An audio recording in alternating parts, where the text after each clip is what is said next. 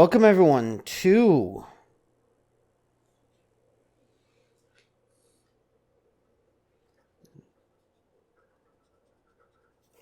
eventually, maybe.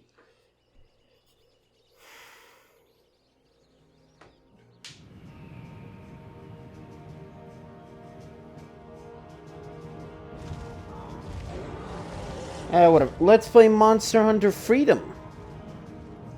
Episode 1. So, if you saw some of my generations, and I think World, I might have also mentioned this, I decided what I'm going to do is I'm going to be playing every single generation, plus Generations is its own separate little thing. At the same time, sort of, you know? And of course, that includes first generation, unfortunately. Hopefully this game controls more like the rest of the generations and isn't like Monster Hunter 1, because Monster Hunter 1 had the control scheme of your right stick basically was your button, so I don't know how that's possible, so on a PSP controller. And I also finally got a converter for my component, and it sort of worked. Like, I had... Oh, little baby Rathian. Or, you know, Rathian Rathalos.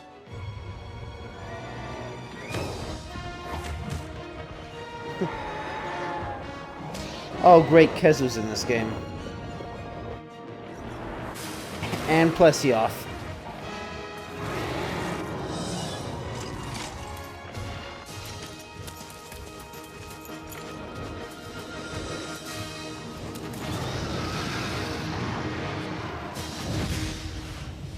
Alright.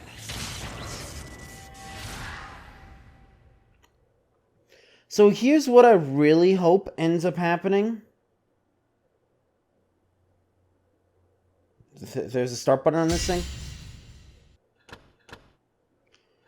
Options.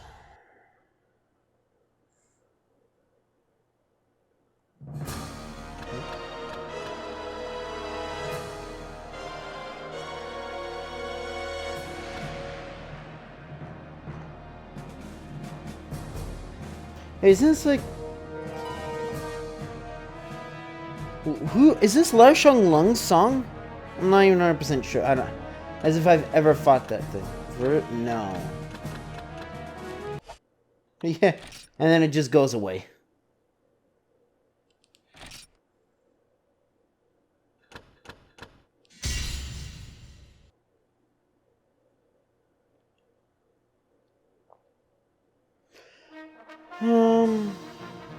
What? Oh no, that's right. So there's a little weird thing with a little stick. Or is there?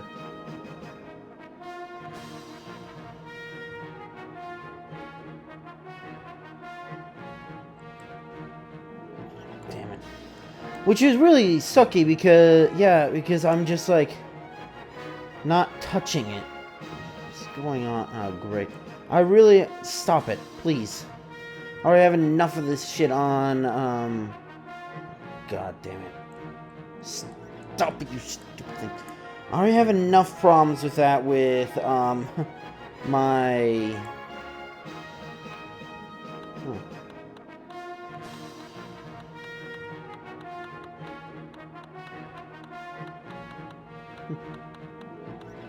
It's a little bit different. I mean, I feel like that's more... Oh, that thing's actually... So why is that not in, like, 3U?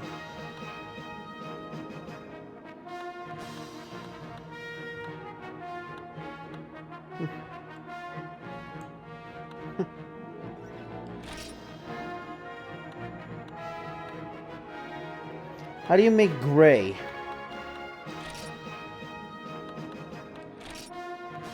Close enough.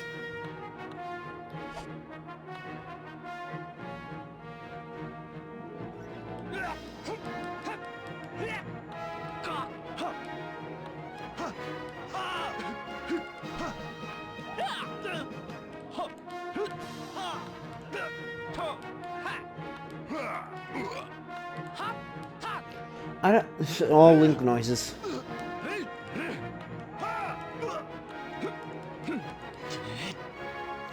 Sure, we'll go with 11. Oh god, I don't get it why they have like this old phone system for your typing.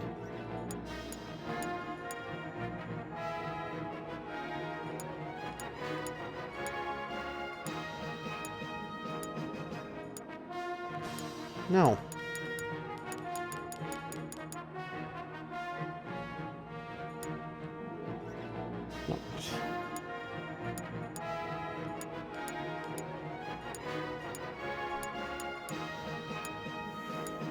But anyways, I really hope the online for this somehow still works. Because that was a thing I was really concerned about in the PS2 version. Was that since the servers are all gone... Oh, really? I can't... No. I guess we're doing this like Pokemon.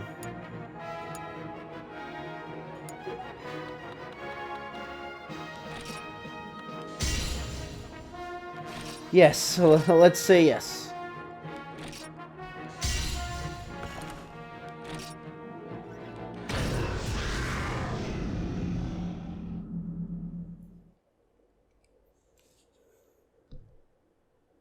Let's ignore the fact... I mean, even being G rank, really, doesn't mean much, does it?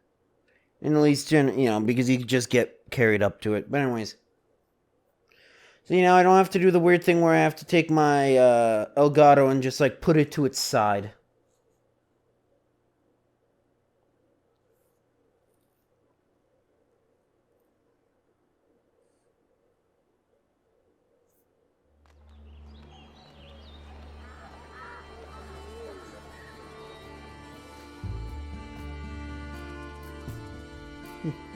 Remember this place, right?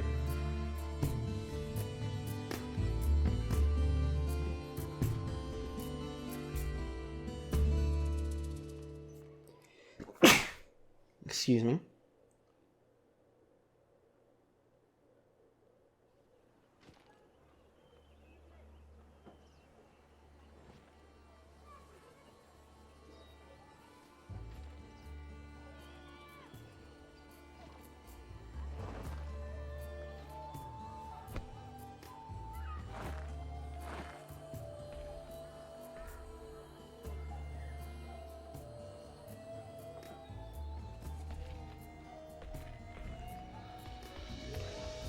Okay, so this thing does not control with the D-pad, it controls with the stick.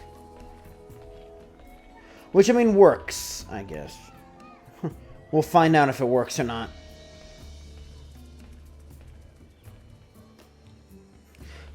We're just gonna go and take a nap again.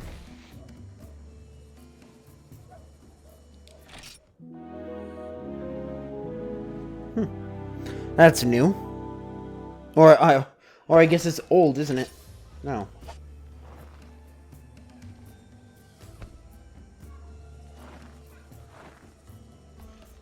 It's amazing how much just, like, exists in the original game, huh?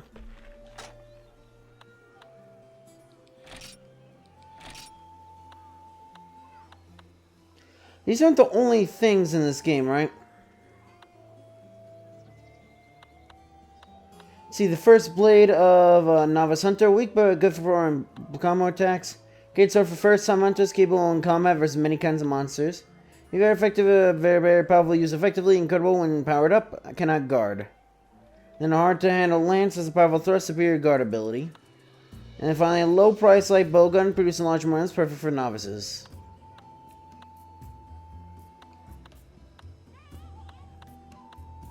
Wow, I like how the Iron Hammer is actually stronger than the Greatsword.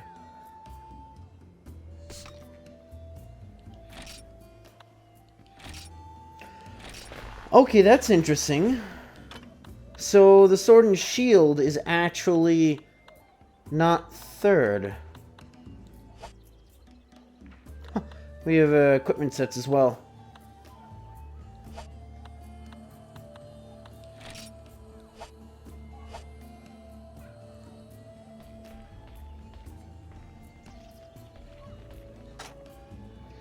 The world of Midgard.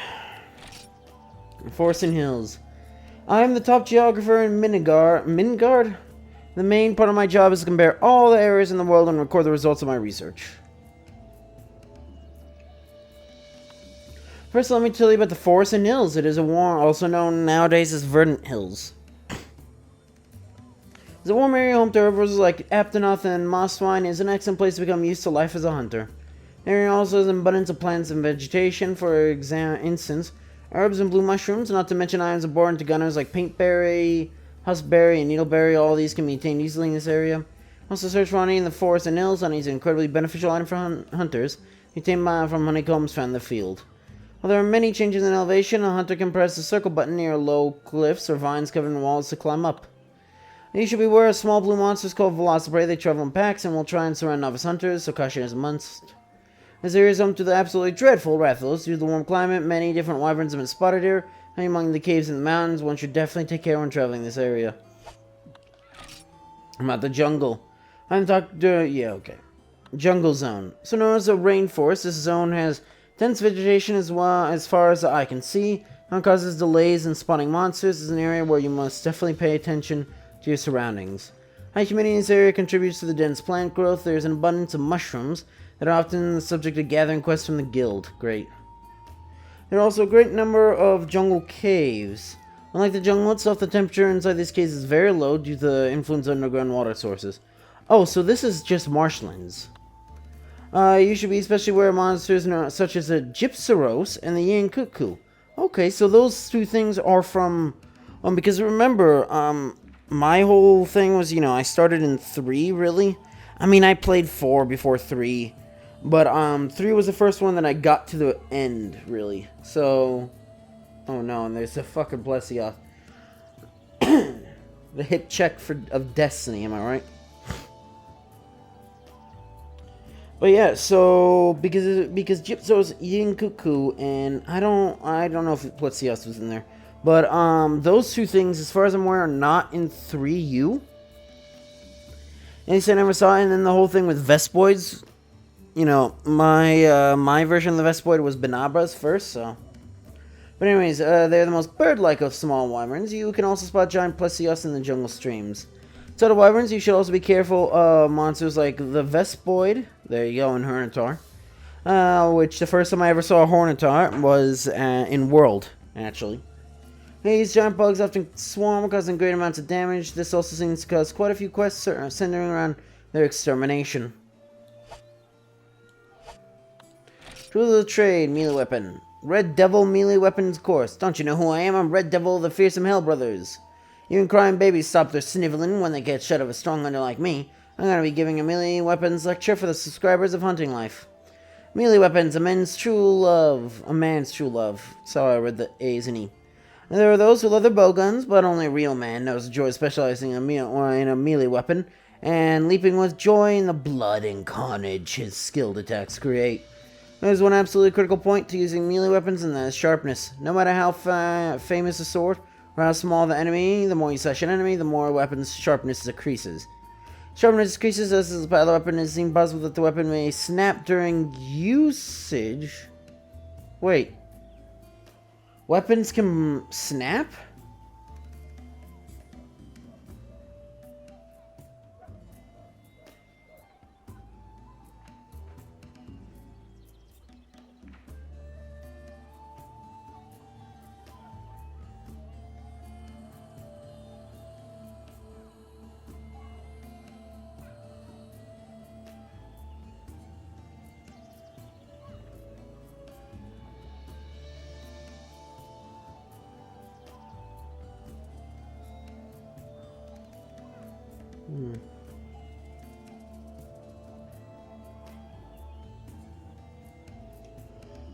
Okay, I'm not seeing anything about it, but I assume when it's a snap...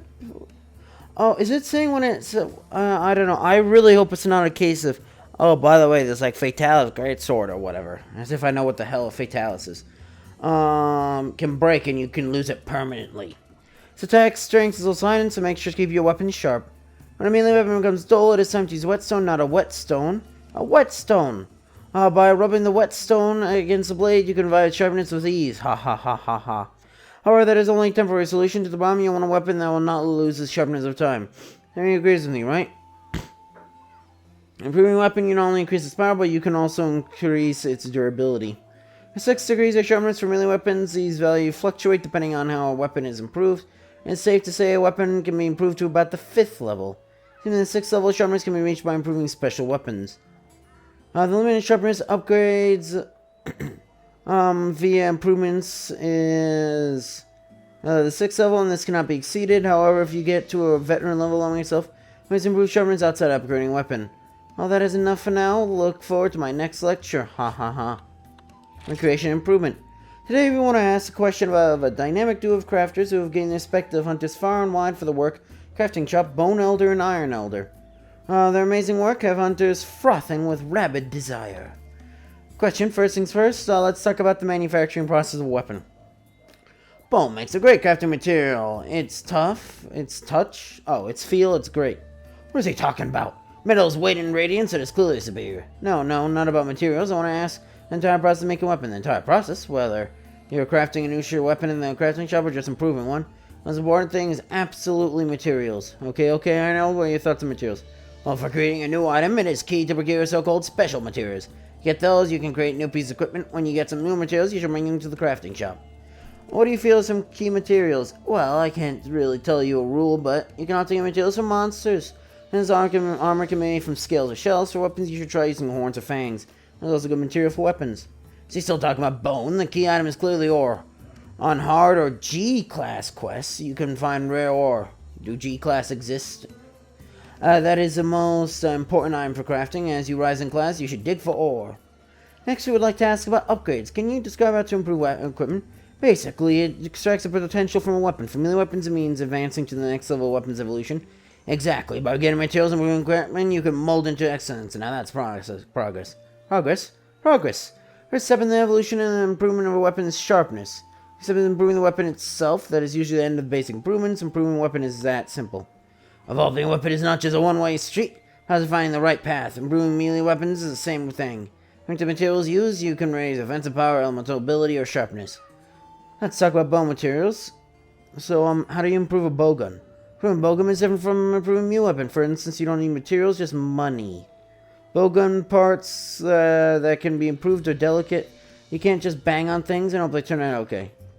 Just to add, improving bowgun is not about improving its overall offensive abilities. You can also be adding a long barrel to snipe away far away wyverns, or adding a silencer to muffle the sound of a bowgun. No reason for that in here because we're not going to be playing with someone, unfortunately. It's important to pay attention to these two things as well. We'd like to thank Bone Elder and Iron Elder for the sincerity in answering our question about weapons manufacturing. Join us in the next issue as we discuss the ins and outs of improving a weapon with these two predominant crafters. Sword. Our hunting lecture, melee weapons. There are hunters who are happy that they made it into the hunting ranks, not sure what weapon to use. This lecture we will give these weird hunters a special report on swords. Maybe you'll feel that swords are simple weapons for weak beginners. But, you talking about sword and shield. Truth is that these are weapons with immense depth. Sure, it is true that a single hit is relatively minor, and it's possible to be knocked out of one's guard. Our swords make up for this with a plethora of special characteristics and attributes. The interval between sword attacks is very small, so combination attacks suit this weapon well. Moreover, swords are grace to quickly shift from attacking to defending to invasion. An excellent feature to have when facing large groups of monsters, especially nimble ones like the Velociprey. In the toughest class of wyverns, you can see a sword's true worth by using its attributes. Weapons capable of inflicting a monster with special ailments and a rapid number of hits. Click to show their effectiveness. Swords fit this bill nicely. Furthermore, weapons with fire water attributes validate all the labor needed to make them. Attribute damage is consistent damage. All damage a monster no matter how hard their flesh. Another one of the canon benefits of a sword is the fact that they do not require a vast quantity of materials to create or improve.